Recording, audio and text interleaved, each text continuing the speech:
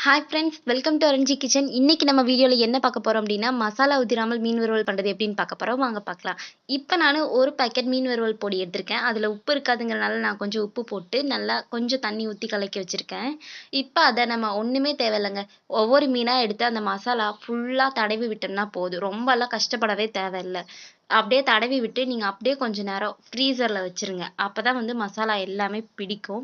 அதனால இப்படி எல்லா பக்கமும் நீங்க ஒண்ணு விடாம தடவிட்டீங்கன்னா போதும். இவ்வளோ பிடிக்கணும், அவ்வளோ பிடிக்கணும்னு இல்ல. கொஞ்சம் தடவி இந்த மாரி எல்லாத்தையும் எடுத்து வச்சுருங்க. இப்ப இத ஒரு 5 நிமிஷத்துக்கு ஃப்ரீசர்ல வச்சுருங்க. ஃப்ரீசர்ல வச்சாச்சு. இப்ப வந்து நம்ம எண்ணெய் காஞ்சிட்டுருக்கு. ஒவ்வொரு மீனா நம்ம இதுல போட்டு ஒரு 5 நிமிஷம் ம கீழ் பக்கம் வேகுற அளவுக்கு போடுங்க. அதுக்கப்புறம் திருப்பி விட்டு ஒரு 5 நிமிஷம் சிம்லயே வச்சு மேல் பக்கம் வேகுற அளவுக்கு போடுங்க. அவ்வளோதாங்க மீன் வறுவல். இது ரொம்பவே சிம்பிளான வேலை. நீங்க வந்து சும்மா மிளகாய் பொடி, மஞ்சள் பொடி அதெல்லாம் போட தேவையில்ல. ஒரு மீன் வறுவல் பொடி வாங்குறீங்க, அதுல கொஞ்சம் உப்பு போடுறீங்க.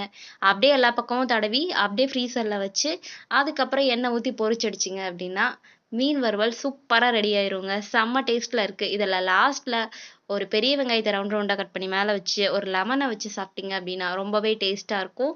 அவ்வளோதான், மீன் வறுவல் ரெடி ஆயிருச்சு. உங்களுக்கு பிடிச்சிருந்தா நீங்களும் செஞ்சு பாருங்க. சப்ஸ்கிரைப் பண்ணுங்க. Thank you friends.